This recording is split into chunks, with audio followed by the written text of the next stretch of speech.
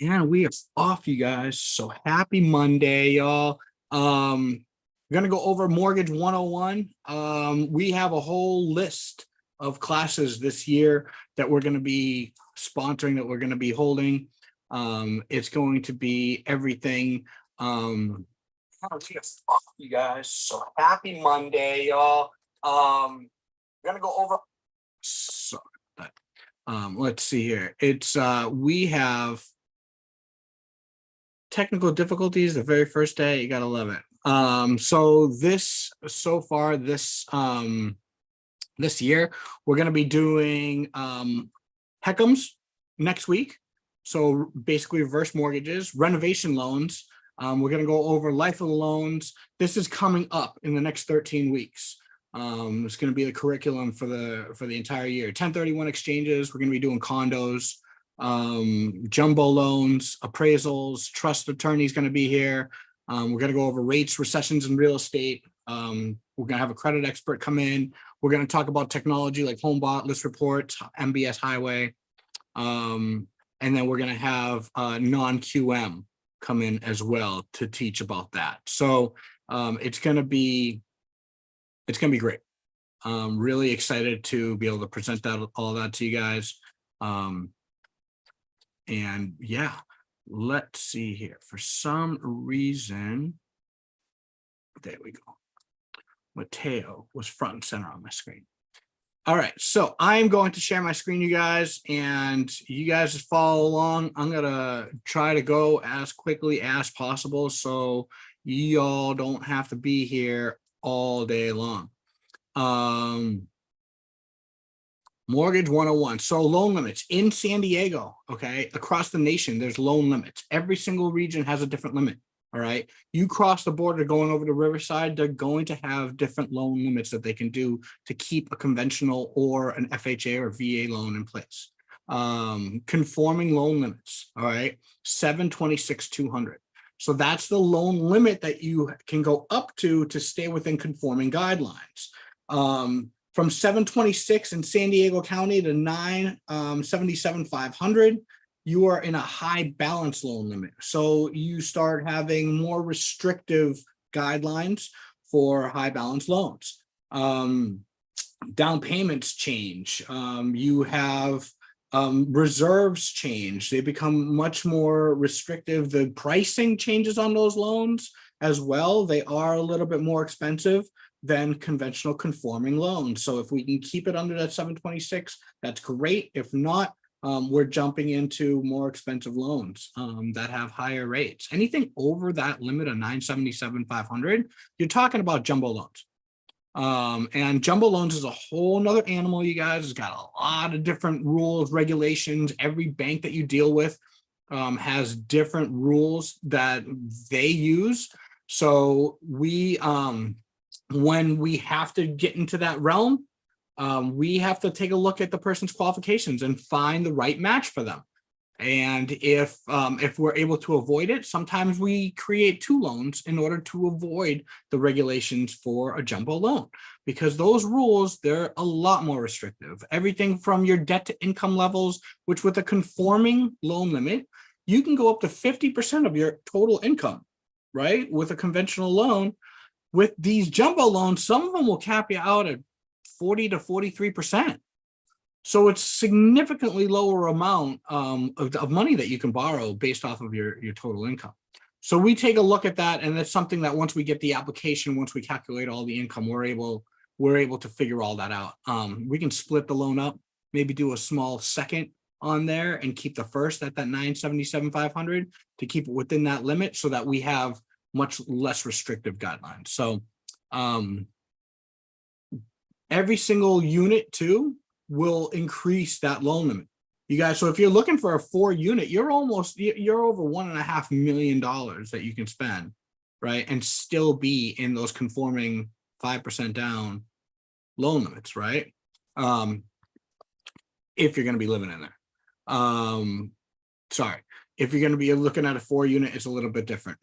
Just getting to that right now. So with conventional guidelines, yeah, Monday morning, it's been a while. We're good. So FICO scores, you guys, you're looking at 620 to get conventional loans. Your minimum down payment on a single unit is 3%. All right. You're looking, when you get into that high balance arena, getting from 726 200 all the way up to 977 500. You're looking at a 5% down. When you're looking at multi-units, you have more of a down payment that you do have to come up with. I misspoke a minute earlier. With a 2-unit, with a duplex, you're looking at least 15% down. With a 3 to 4 unit, it's 25% down. You can get around that using a different type of loan. You can jump into an FHA loan if you're going to be living in the unit, and you can actually put less down. But with a conventional, you do need to put 25% down for a 3 to 4 unit. Second homes, you guys, 10%. Investment properties, 15% for a single unit, 25% for a multi-unit. All right. So again, there are very, very different guidelines for each one of these. So if you're going to be living in it, it's looked at very differently than if it's going to be an investment. And there are all sorts of different loans out there that you can do for an investment, and for an owner occupied for that matter. But for conventional loans, these are your rules right here. Your credit waiting period, you guys, whenever you have any kind of major credit event in your life, like a bankruptcy, a short sale, anything along those lines, you have a foreclosure, for instance, the banks make you wait a certain amount of time in order to be able to take out another loan. So you have a short sale, 4 years with a conventional loan, foreclosure, 7 years, bankruptcies, 4 years. If you have extenuating circumstances, you got deathly ill, and you were not able to make your payments, you had to file bankruptcy, you recovered from your illness, and you're getting back on your feet, getting a job again. Those are extenuating circumstances.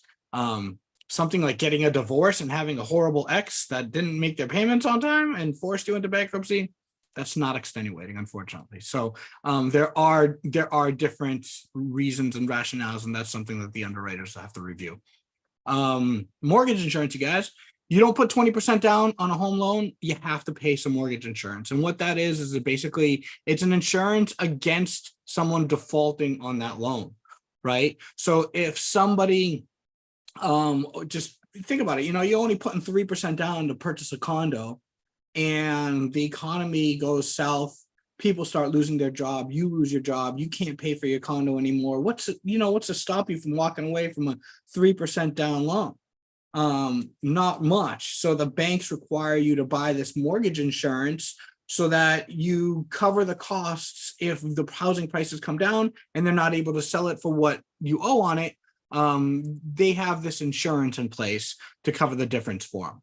The rates depend on the borrower. So it really has a lot to do with their credit, how much money they're putting down, what kind of property they're buying. There's so many variables that go into determining an interest rate and mortgage insurance. They're kind of the same, those variables, right? That it's impossible just to throw out a number into mortgage insurance for a conventional loan. So the mortgage insurance will stay with the loan up until you reach a certain percent equity in your home, right? And so within it's typically 22%, it will stay with the property until you get 22% in equity, or 25%, depending on how long you've had that home. So like we had a really fast rise, right, of property values here in San Diego. So people that have bought their homes, they're required to keep the mortgage insurance for 2 years. If they've held it between 2 years and 5 years, and they have that 22%, they're able to petition to get it removed. Okay. If they have it over 5 years, right? Oh, sorry, it's 25% at 2 years, 2 to 5 years, and 22% over 5 years. All right. And all you have to do is write them a letter and request that they remove it. And they're going to ask you for an appraisal. You provide them with an appraisal. As long as that equity is in there, they'll remove the mortgage insurance. And they'll cancel it. So it's a great way to do that. It automatically drops off at 22%, but again, it only naturally will drop off based off of the monthly payments that you're making on a regular basis. So that's something that you have to proactively reach out to the servicer and request that they remove it. Condos, you guys, condos are a very different animal. It's not like a single family home. You have all sorts of issues that can arise from an HOA, right? There are HOAs out there that are very underfunded, that the HOA payments don't cover the costs on a month-to-month basis. There are HOAs out there that are in litigation. There are HOAs out there that don't have enough insurance to cover themselves if something major was to happen. So all these things are reviewed by the lender to determine whether or not that project is financeable, right? So luckily we have non-warrantable condo products that are able to step in and kind of help out. They do come with higher interest rates. Obviously, there's higher risk involved when you have a non-warrantable condo. But at the same token, you do have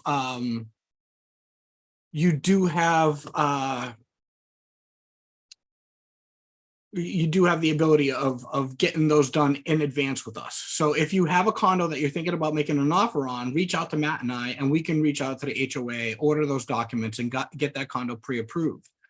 You also, when you're looking at different types of loans, they have to be FHA and VA approved. So we'll get to that in a second. But I just want to kind of touch base with you on these condos. So a lot of these other big banks, especially big banks, you'll hear things like, oh, there's not 51% owner occupancy, right, in these banks. Well, here's the thing, right? There doesn't have to be 51% owner occupancy. It's only 51% owner occupied if you're looking for an investment property. If you're looking to be an owner occupant and there's only like 10% owner occupancy, that's good. That doesn't matter, because Fannie Mae and Freddie Mac want more owners to live in these condo complexes.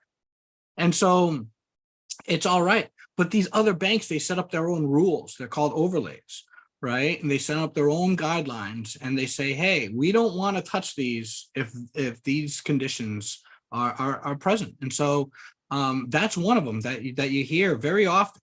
Other ones, for instance, Fannie Mae does have a hard stop at 20% with a single owner owning more than 20%. Now, can you get away with 22, 23%? Maybe. Like if there's an odd number of units in there, like, you know, there's like 11 units and someone owns like, you know, 3 of them. We might be able to request an exception from Fannie Mae to get financing done in there. But you do have most banks that don't have that flexibility, that won't do that. They'll just sit there and they'll just say, hey, like this came back and it's greater than 20%. We can't do it. So if you ever do bump into that issue, just let me know, and I will we will reach out and see what we can do to get that taken care of and to get financing in that particular property. And also, like I said, HOAs, there has to be a certain amount of reserves in there, right? So when you make your payments, all that money is not spent right away. It all goes into a bank account, and you have budget lines that break down. If you don't have enough money in reserves, if something breaks or something needs to be fixed, you have a non-warrantable condo. And like I said, we do have products, we do have loans that we can do that for non-warrantable condos. We can even do some litigation properties as well. So construction defect we can't touch, but there are some litigations out there that we can get away with. There was a slip and fall, for instance, and there's enough insurance to cover it. We can do it. You know, so make sure that you don't just walk away just because another agent says that, oh, hey, we're taking cash only on this condo. Find out why, right? Ask them why, and then call us, and then we'll dive into it a little bit deeper. We'll reach out to the listing agent and see if we can help. Questions, you guys? I know I'm gonna keep going because I don't want to keep you guys here for an hour long going through this. Anything? No? All right, cool. I'm gonna keep plugging away. Also, don't forget, you guys, there's what's called renovation loans, right? What a renovation loan is and Matt and I just closed one with Manny the other a couple of weeks ago. So somebody goes in and they find a property that's a little bit distressed, right? For instance, like this one had a cracked foundation. we were still able to do the financing in this property with a cracked foundation because we used a renovation loan to fix the foundation. So the only difference is that they send in a contractor. That contractor's got to give us a bid, and then we fix that bid into the financing, and we have a higher loan amount. So now be mindful, things like a cracked slab, a cracked foundation, for instance, they don't add value to that property as if you were doing, like, you were renovating the kitchen or you were redoing all the floors or something like that, you know, and you were adding an ADU, for instance, right? Like if you were doing something along those lines, that's going to add value. That's going to make it a nicer home. But you do have minimum property requirements, okay, MPRs, that they don't add any value. They're supposed to be there to begin with, right? But you can use this loan to get around financing that property. So we do have access to that. We have it for individuals buying an owner occupant. We have it for investors looking to do some sort of renovations on their properties. So just reach out to Matt and I, ask us some questions, and we could definitely help you walk you through them. All right, next one, FHA loans, you guys. FHA loans does not stand for first-time home buyers, okay? Let's start there. FHA came out in 1938 for people that had credit issues, right? So people with lower credit scores, that's why we use FHA loans, because they have a little bit more flexibility with their credit scores. They go all the way down to 580, right? Whereas you're looking 620 with a conventional loan.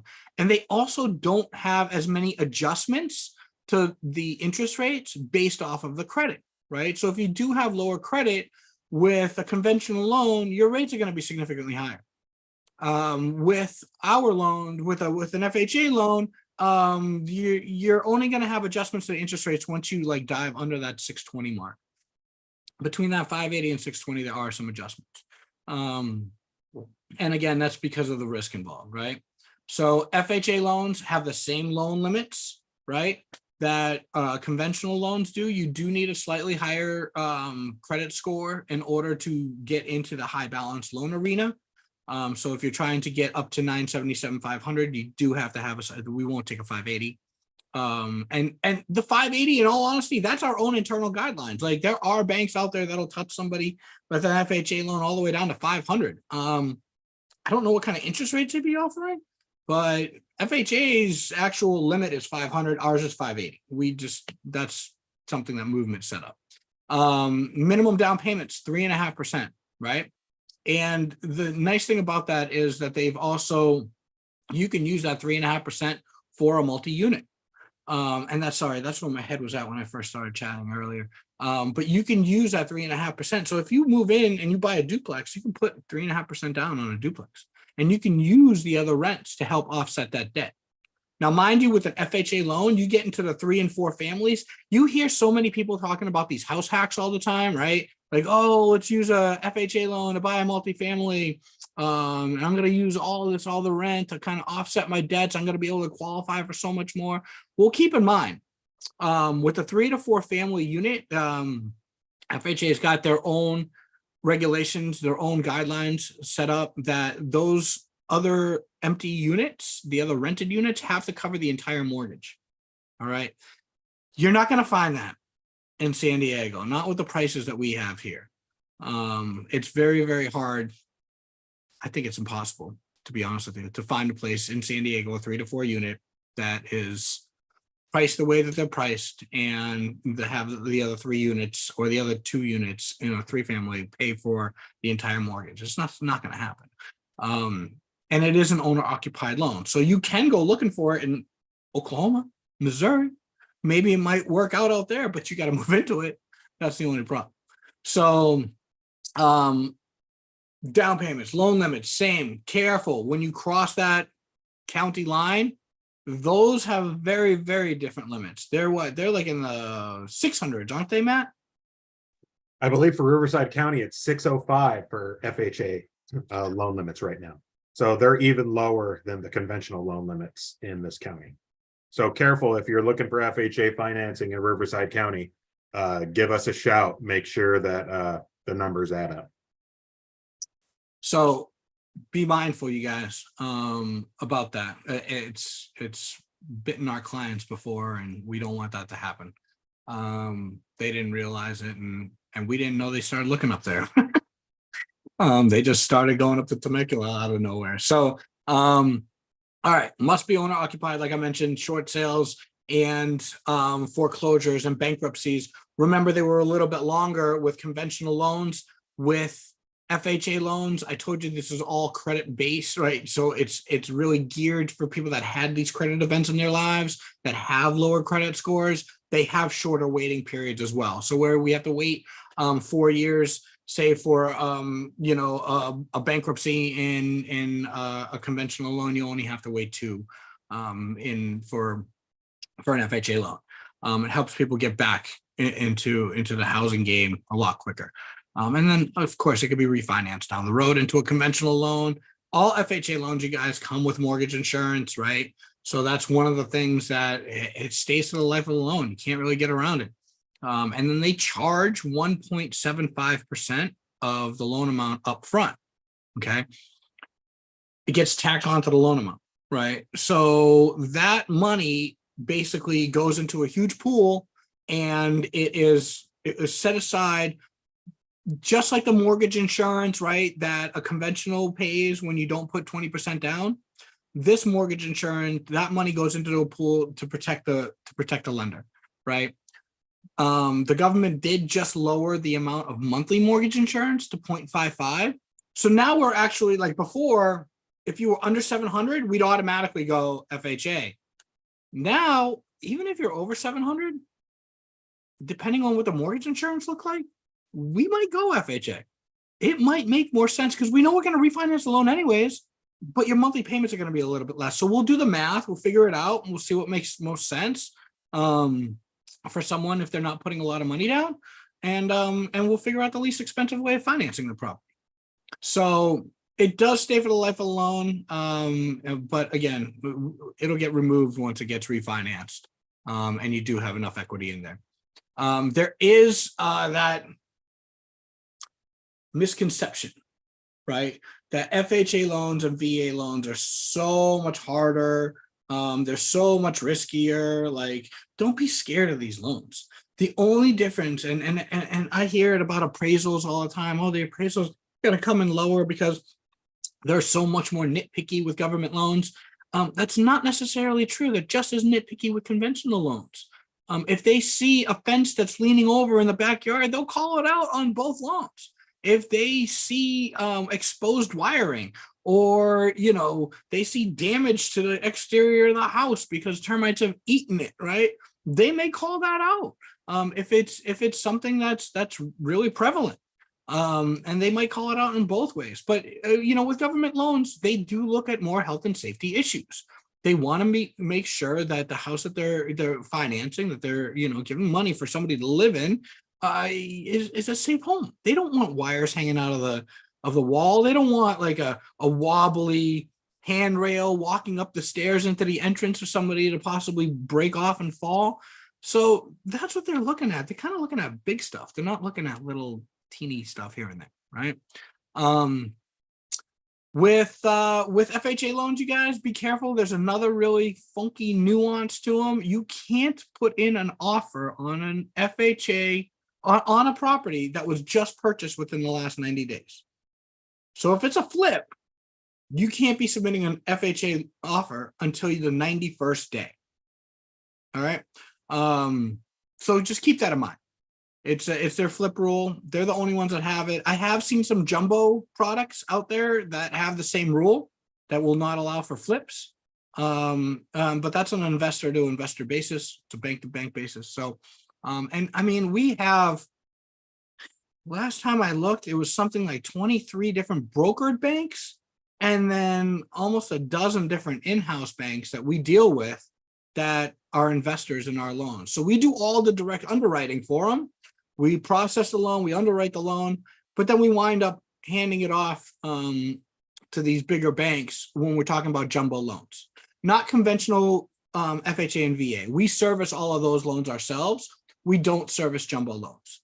Those come from like the Goldman Sachs, the Chases of the world, the Citibanks of the world, right? So we deal with a lot of these banks in the back end, something that you guys wouldn't pick up, but you guys wouldn't even know about. But just so you know, they're the ones that will have these rules in place as well for jumbo loans. Okay. So just be mindful, take a look at the property that you're writing an offer on, see when it was purchased, double check with us to make sure that there isn't a flip rule in play. If it's a conventional loan, you don't have anything to worry about. VA loan, you don't have to worry about, but FHA and jumbos you do. All right. So very similar to condos, like a conventional loan, FHA has their own set of condo approvals that they're required to do. Okay. So your FHAs, you have to go on a website and look up to see if this property is FHA approved. And it's not that easy to find all the time. Why? Because they don't always use the correct names. Sometimes they'll use a tract number. Sometimes there's multiple HOAs on there. There could be a master HOA and a sub HOA, and they could have the name of the master, and you're looking at the name of what the complex is kind of known for. Montecito down, I think it's Montecito down in Chula Vista is one of those areas that has sub HOAs within it. And so if you look and you're looking up the sub HOA, you might not find it, but you wind up looking at the master HOA, you find it, and the whole community is approved. So it's these really funky nuances that you might want to go and put in an offer, and you might not be able to find out whether or not it's FHA approved. Just reach out to us, and Matt and I will do the research for you and let you know. And we'll shoot you back an email with either, hey, sorry, it's not, or here's the link that you could show the listing agent, which they didn't pick up on, and we can get it done. And just like conventional loans, you guys, there are renovation loans for FHA borrowers as well. So 3.5%, you guys, if you find a $500,000-$600,000 property, you might be able to get, $50,000, $60,000, $100,000 built into renovations. We can close those loans within 30 days, easy. And then from there, they're going to have an escrow period, right, where we hold on to the money in our renovation department, and we pay the contractor either 2 or 3 draws, depending on how they set it up, and they get the work done. So it's a great opportunity. It's something awesome to talk about with your clients. Bring it up. Don't pass up on a house just because it needs a little TLC. All right. Questions, you guys? I know I'm kind of firing through this, but I don't want to take up your whole morning. Yes, no. All right, we good. Cool. All right. So next, you guys, VA loans. Love VA loans. These are some of the easiest loans for a bank to do, especially us, all day long. Love VA loans. They are super straightforward. They do not, there's no loan limit on them, you guys. So they removed the loan limit a couple of years back. So we can go all the way up to $2.5 million with 100% financing, right? If you qualify for it, if you're a veteran, and if you have the income to be able to substantiate it, $2.5 million, nothing down. It's amazing. You can have more than one VA loan at a time. So if you've purchased a property elsewhere in the country in like something that's a little bit less expensive, right, of an area, and then you move out here, there's a really long worksheet, y'all. Where is it? I'll just slide right down to the worksheet that helps us figure out, of course, leave it to the government to like make this so complicated. You couldn't just say, hey, you've used this amount and you have this left. No, you take this number, it's less than this. In this particular county, you multiply it by 25%. This is how much left. Then you multiply it by 75%. Anyways, it's a stupid calculation. Y'all, this is the point of why I'm showing it to you. So, but just know that there is a way to make it happen. I have a friend of mine who's also an agent here who bought a house for like $400,000 here in San Diego. He still has $700,000 that he can go spend on another primary unit. He still has entitlement, right? So just know that, like, just because you have a VA loan doesn't mean you can't buy another one with another VA. VA loans, just like FHA loans, are all owner occupied. You can have a non-veteran on the loan. It's called a joint VA loan. Why you would do that, I'm not quite sure. But you can, if you have like a parent or something that wants to go on it. At some point, you may just want to go and explore conventional options. But if you don't qualify for them, for instance, VA does have an option to have non-veterans on the loan. Of course, you can always have a spouse on a loan that's not a veteran. That's not a problem. That's totally normal, and you don't need a down payment. If you do a joint loan, you are required to put 12.5% down. And the reason being is because you have the VA, just like the FHA, they're both government loans. So if you ever hear us speaking about government loans, it's FHA or VA. So FHA loans are insured with that upfront mortgage insurance premium. VA loans are guaranteed, right? And they have what's called a funding fee. I'll get to funding fees here in a second, but with their funding fee, they're collecting money up front, just like the FHA does. It goes into a big pool of money into a big bank account. And if anybody ever defaults on their loan, the money comes out of that bank account and it goes to pay the lender. So that being said, because one is insured and one is guaranteed, it's less risk to the bank, right? Because they have this insurance that's out there. So because it's less risk, the rates are always going to be lower on FHA and VA loans. So that's why, if you have someone that's kind of credit challenged, we may be looking and doing the math for them to see if it might make sense to go FHA or not. There are no waiting periods for short sales, you guys, for VA loans. Just like FHA loans, all the waiting periods for credit events are shorter. 2 years for a bankruptcy in Chapter 7 foreclosures are 2 years. Chapter 13, just 1 year, but you have to wait until it's discharged in order to be able to start the clock ticking. And there is no mortgage insurance on a VA loan, another benefit, right? So they do have the upfront mortgage insurance premium. Like I mentioned, oh, what happened? Where do we go? There it is. Sorry. They do have an upfront mortgage insurance premium. So they did just lower the amount. It used to be what, 3.3? And then 2.65, right? 2.6, 2.65, and then 2.3 for the first time use, 3.6. 3.6 for the subsequent. So they did just lower the funding fee percentages, which is great. A less ding for our veterans, right? So basically they just take this amount and they tack it on to the loan amount. So again, it's something to be said. If someone has some money and they want to put some money down, they may or may not benefit from doing a VA loan. We will take a look at it. Sometimes it might make sense for them just to do a conventional loan. If they want to put 10% down, for instance, we don't want to have to tack that on to the loan amount, and you have to wait that much longer to to start building some equity in the house, if we can avoid it. And also, that doesn't pertain to everybody. If somebody has any kind of disability with the VA, they waive that funding fee. So it's something that we're able to pull when we log on to the VA website and we get their certificate of eligibility. It'll say right on there, like they receive X amount of money for their disability and they're exempt from their funding fee. And so then we can pull that number out, which is great, not to have to pay that.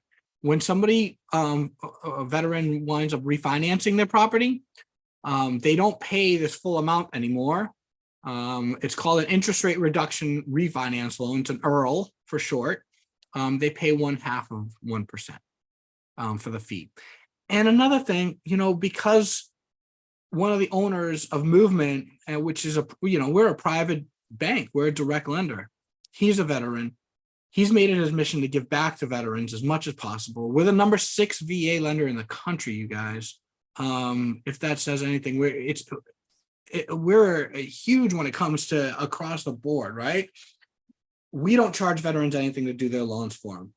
It's just one way that we give back. So no origination fee, no lender fees, no processing, no underwriting, nothing like that. So the only fees that they're going to have is either from the government or from title escrow. Otherwise, we're doing their loan for them so mind you, Same issues that pertain to FHA loans, health and safety issues pertain to VA loans. So when the appraiser's going out there, health and safety stuff is what they're looking for, right? It's got to have a stove. It's got to have some sort of heating in place that you don't not feeding firewood for the heat, right? If you're looking up at places up in Julian, for instance, right, or Big Bear, Idlewild, you can't have broken windows. You get that kind of stuff, right? Like you don't want to buy a house like that anyway. So it's not a bad thing to have. It's not a bad way to protect your folks. Termite is required. Termite clearance is required on a VA loan. Okay. I have seen, even though they say section 2 is not required, I have seen some section 2 items be called out. The most recent one I saw was a calcium buildup around an exterior hose nozzle, right? Which basically says that water is leaking if there's calcium buildup around the house. And we wanted to make sure that there was not any kind of substantial damage underneath the house. It could be rotting away any pillars, any kind of foundation, what have you. So, I mean, something like that. I mean, don't you want to make sure that's okay, right? If you're buying the house and you're a veteran. So, keep in mind, if there are problems with termites, they will call it out in the appraisal, and it is required to get it remedied before we close. These reports shouldn't cost anything if they're the ones that are fixing it. So, or if there isn't anything that needs to be fixed, they're like $75, you guys. It's not the end of the world. Questions about termites? Termite reports. San Diego is prevalent with termites. Every house has them. It's just a matter of whether or not they're alive or dead, and how much damage has happened to the house in the meantime. So don't sweat it. If you have termites, you probably will at some point. Not too many people do proactive fumigation when they're living in the house, right? All right. Last but not least, VA non-allowables, you guys. Be careful of lenders out there that charge origination fees. Navy Fed being one of them. All right. I'll call them out in a heartbeat, because if they charge, and they advertise it right on their website, if they charge 1% in origination fees, that borrower is not allowed to pay any other fee. This is a list of all the fees that they are not allowed to pay if there's an origination fee that's charged. Doc prep, loan closing, they can't pay for escrow fees, no notary fees. They can't pay for anything, you guys, basically, that is in that closing disclosure. If the lender charges 1% in origination fee, the lender is required to cover all these costs, which also doesn't happen. How do they do that? They're going to pass that cost along to the borrower with a higher rate, and they'll fix it in to the interest rate, which is also not something that you want to have happen. So just be mindful, y'all.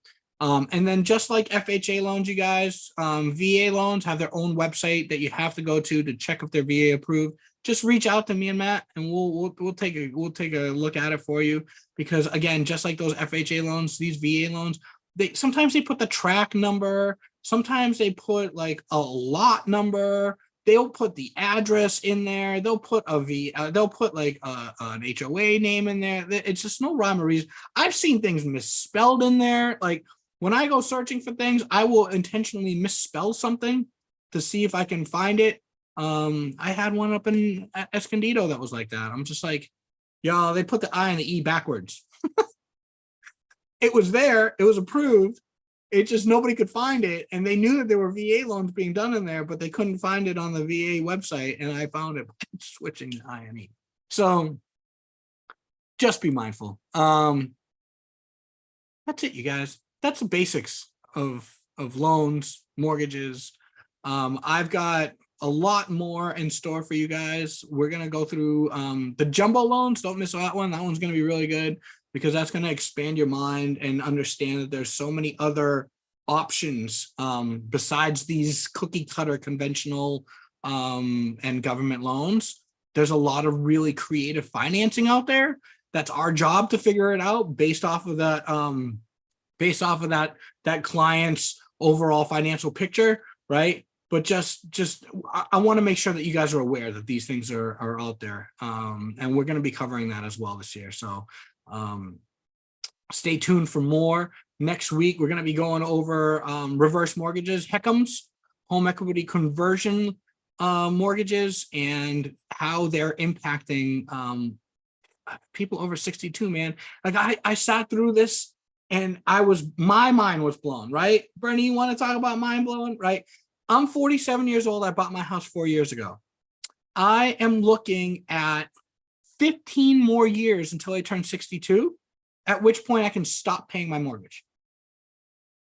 I don't have to pay a mortgage after I'm 62 because my house is going to have enough equity in it.